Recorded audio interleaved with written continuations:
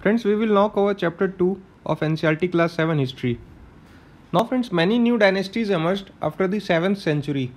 The following table, this gives you the major ruling dynasties in different parts of the subcontinent between 7th and 12th centuries.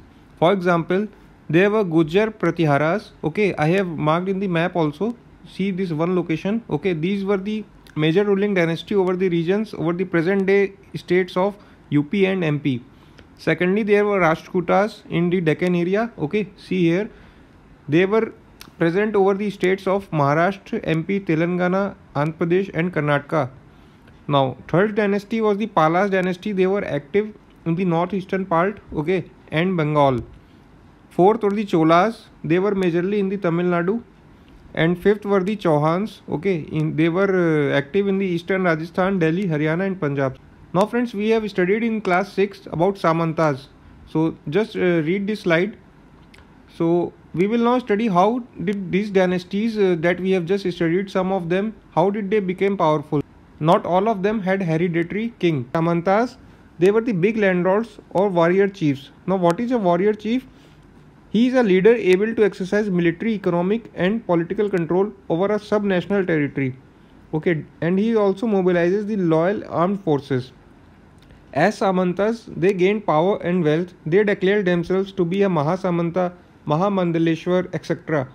And they asserted their independence from their overlords also. So this is how Rashtrakutas they became powerful. Initially, they were subordinate to the Chalukya dynasty, and in mid 8th century, Danti Durga, he was a Rashtrakuta chief. He overthrew his Chalukya overlord and performed a ritual called Hiranyagarbha. And when this ritual was performed with the help of priests, it was thought to be lead to the rebirth of the sacrificer as a Kshatriya, even if he was not Kshatriya by birth. Hence, this shows that being born as a Kshatriya was important in order to become a ruler during this period. Now friends, we will study about administration in these dynasties. Friends, the new kings, they adopted high sounding titles such as Maharaj Adhiraja. This we have studied in class 6 also. And Tribhuvan Chakravartin, meaning the lord of the three worlds. Then kings shared power with their Samantas as well as with the associations of peasants, traders and Brahmins. And peasants, please note that they were rich peasants, okay, because of developments in agriculture, irrigation, some of the agricultural labor, they had become powerful and rich. Now, third point in administration is the resources and revenue. So friends, peasants, cattle keepers, artisans, they had to surrender part of their produce. Now here we are talking about agricultural labor, okay, not rich peasants. They had to surrender part of their produce as rent to the landlord.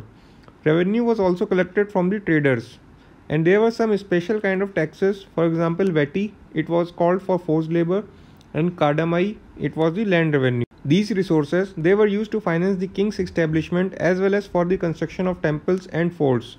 They were also used to fight the wars. Now friends, how this form administration was different from the present day system. There are no such kings now that claim high sounding titles, and today we also do not collect such taxes like forced labor. Okay, we live in a democratic society. Prashastis and land grants. Friends, Prashastis contain details that may not be true, but they tell us how rulers wanted to depict themselves, such as valiant. Valiant means courageous, okay, one having courage, victorious, warriors. These were composed by learned Brahmins, and written kings often awarded them with the grants of land.